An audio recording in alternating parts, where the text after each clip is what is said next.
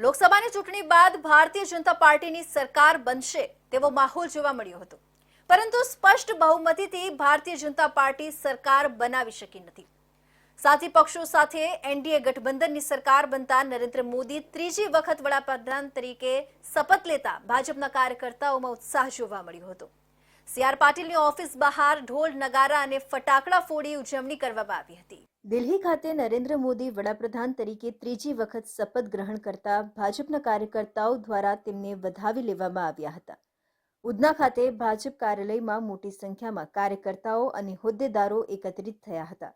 એક તરફ વડાપ્રધાન નરેન્દ્ર મોદીએ શપથ ગ્રહણ કરી અને બીજી તરફ ભારતીય જનતા પાર્ટીના કાર્યકર્તા હોય એકબીજાને મીઠાઈ ખવડાવી ફટાકડા ફોડીને પોતાની આનંદની લાગણી વ્યક્ત કરી હતી। એકત્રિત થયેલા ભાજપના નેતાઓ દ્વારા અબકી બાર મોદી સરકારના નારા લગાવ્યા હતા। ભાજપના કાર્યકર્તાઓ દ્વારા નરેન્દ્ર મોદી દેશના ત્રીજી વખત વડાપ્રધાન બનવા જઈ રહ્યા છે, ત્યારે કાર્યકર્તાઓ સ્વાભાવિક રીતે જ ખુશખુશાલ નજર પડ્યા હતા।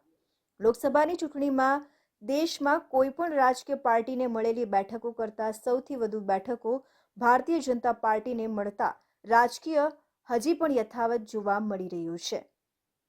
તેનો આનંદ ભારતીય જનતા પાર્ટીના કાર્યકર્તાઓમાં સ્પષ્ટ જોવા મળ્યું હતું। શપથ ગ્રહણ સમારોહને લઈને ભાજપના કાર્યકર્તાએ ફટાકડા ફોડી આતશબાજી લગાડી ભાજપની જીત અને વડાપ્રધાન તરીકેની નરેન્દ્ર મોદીની ત્રીજી ટર્મને લઈને આનંદ વ્યક્ત કર્યો હતો। સાથે સાથે પ્રદેશ અધ્યક્ષને કેબિનેટમાં સ્થાન મળતા સુરતના કાર્યકર્તાઓની ખુશી બે ગણી થઈ ગઈ હતી અને બેવડી ખુશીને ખૂબ જ ધામધૂમપૂર્વક ઉજવણી કરાઈ હતી।